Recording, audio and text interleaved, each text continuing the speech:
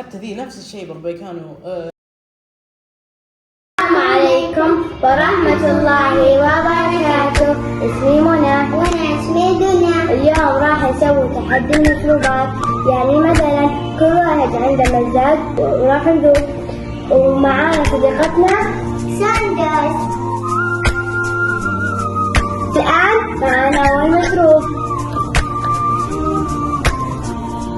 أتوقع كم. والآن معانا المشروب الثاني، أتوقع بيبسي.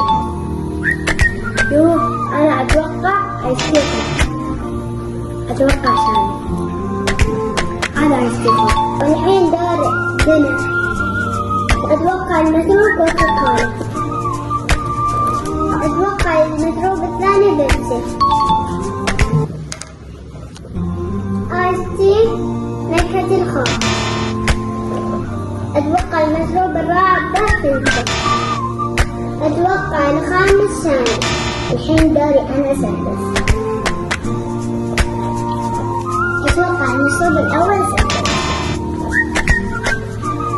أتوقع المشروب الثاني بيبسي. أتوقع المشروب الثالث سبوبة.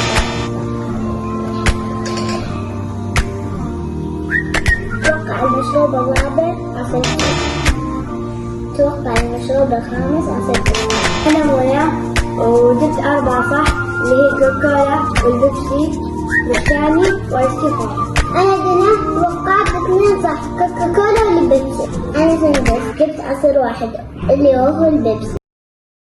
كملي منى، كملي يلا. تشوفين؟ لا تشوفين تقولي. ستوب. ايش تتوقعين؟ 2 3. ما عرفت. خمني اي شيء. تشوفين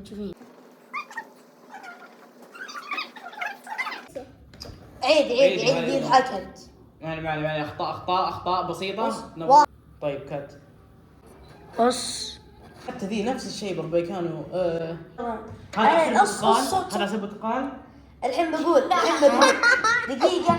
الحين سندس جابت بيبسي. بس بيبسي. لا بيبسي وشاني ولا شاني. كوكاكولا وش قالت؟